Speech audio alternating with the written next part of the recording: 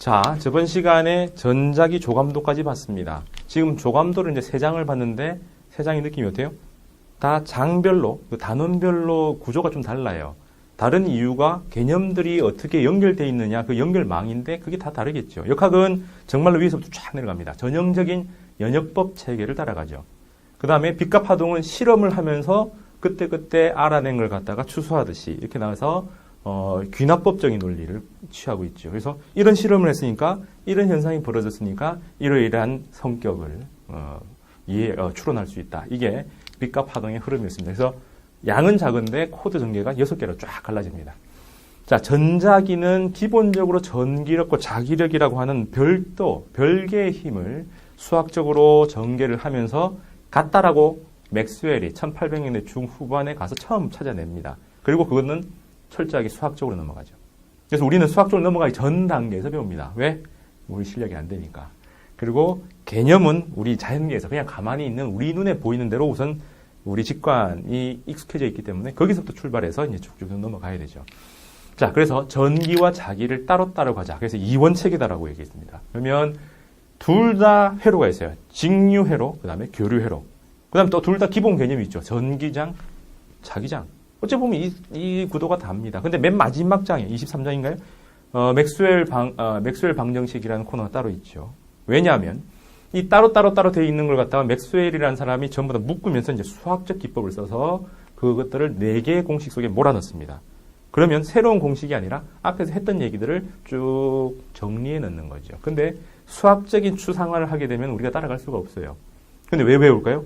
이런 거 정도는 있다는 알아야 어디 가서 당황하지 않죠. 나 전자기 배웠어 했는데 쫙 맥스웰 방정식 써놓고 나서 이러면 안 되는 거냐. 그거 내 들어본 적은 있고 이게 의미는 이런 거다. 풀어봐라. 나는 풀 필요는 없다. 네가 해라.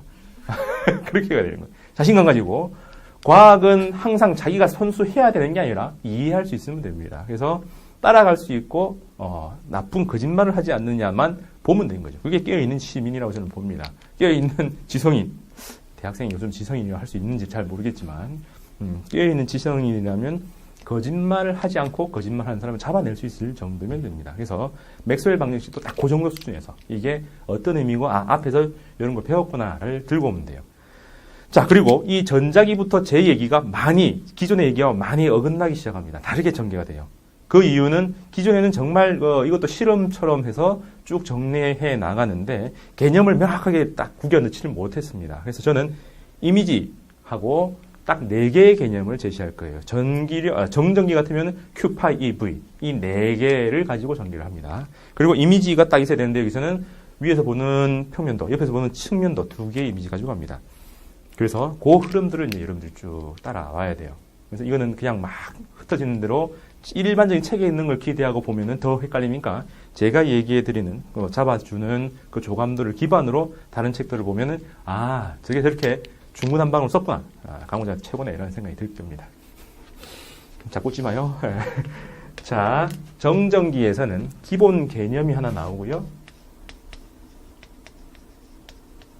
공부할 때 그 다음에 이미지를 처리하게 되어 있습니다. 그 기본 개념에는 전기장이 뭐냐? 전기장 자체에 대한 설정을 해주고요. 그 다음에 도체와 부도체.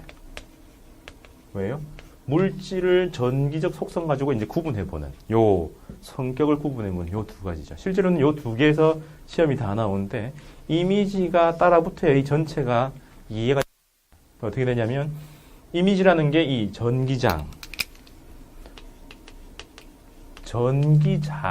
이해하기 위한 어떤 이미지 장치에 해당합니다. 그럼 이거는 측면도, 평면도와 측면도.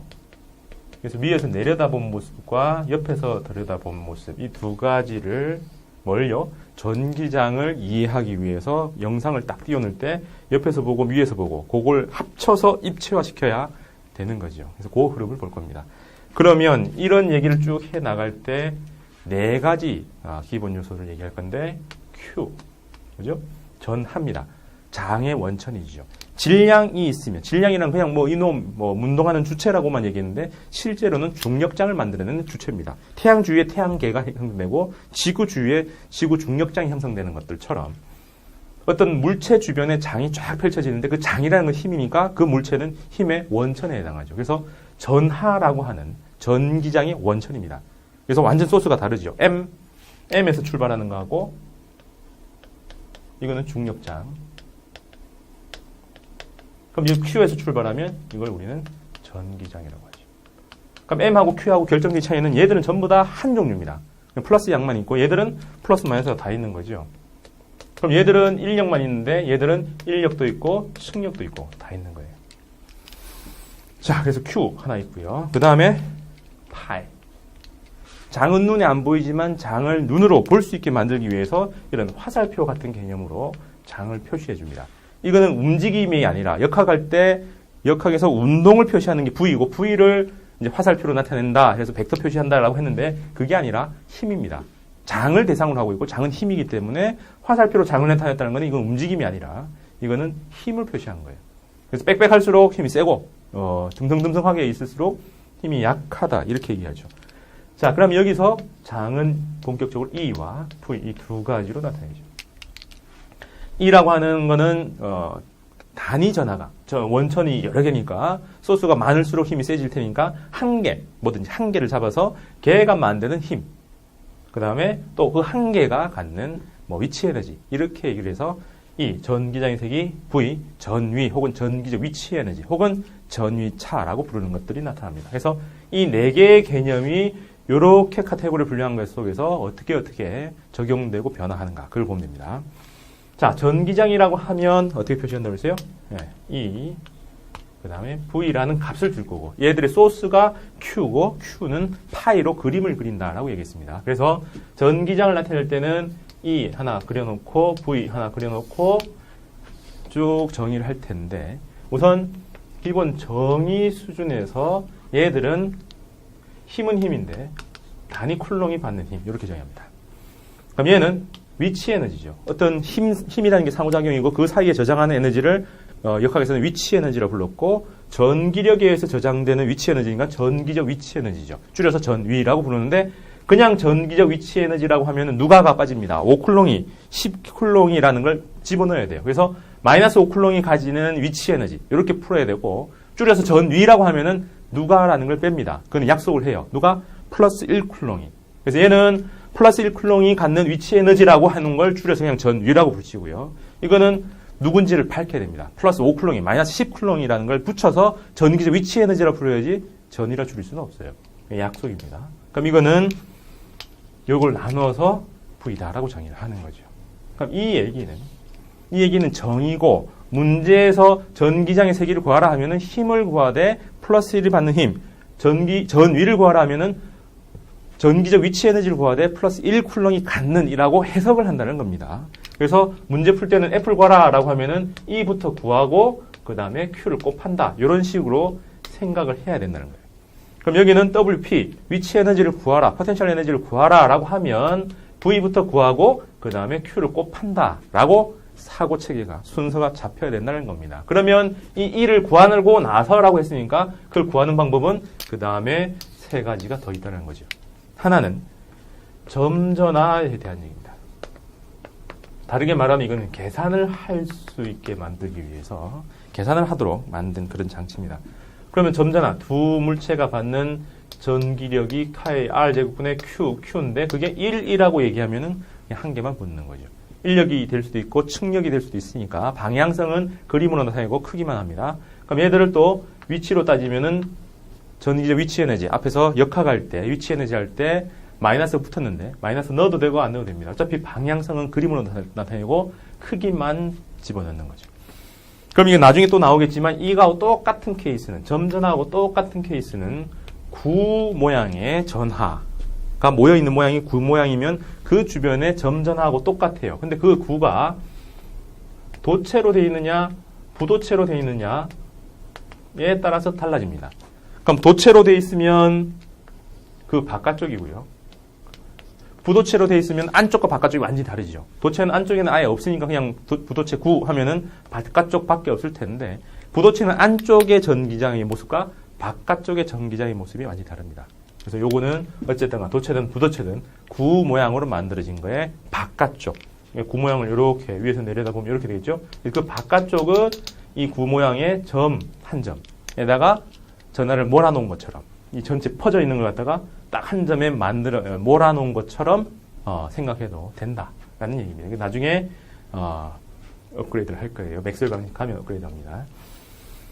그 다음에는 이미지화 시키기 위해서 만든 건데 이게 전기력선이라고 합니다.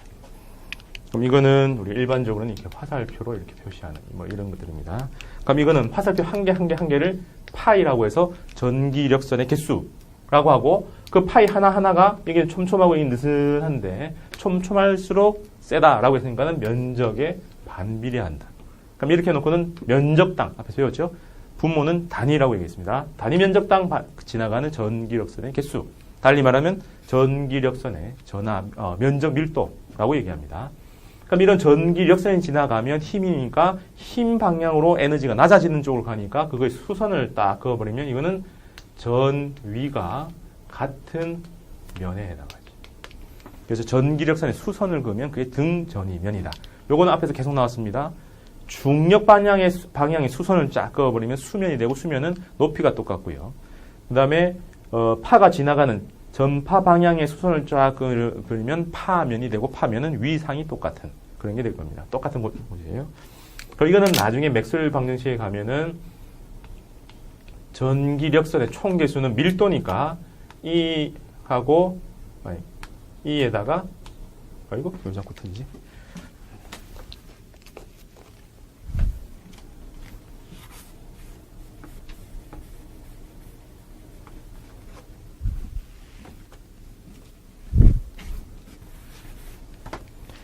이거는 전기력선은 전기장의 세기에다가 면적을 적분한 싹 다 합친 것 밀도였으니까 넘기면은 파이가 되죠.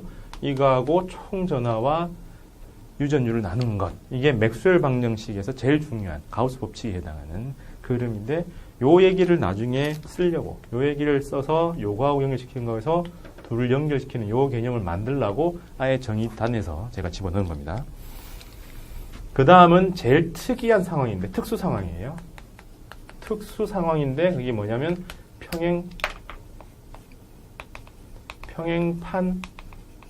판때기가 평평하게 생긴 거예요. 그 두 장을 엿대 놓은 축전기입니다. 이 평행판 축전기의 고등학교 수준의 정의는 전기장의 세기가 일정하다. 그 속은 전기장의 세기가 전부 다 균일하게 돼 있다. 우리 지표면에 중력장이 일정한 것처럼 평행판 축전기 속에 전기장이 균일하게 일정하게 형성돼 있다까지가 고등학교 수준이고 이걸 대학생들한테는 입실론문의 시그마라는 거는 면적당 전하 밀도를 얘기합니다.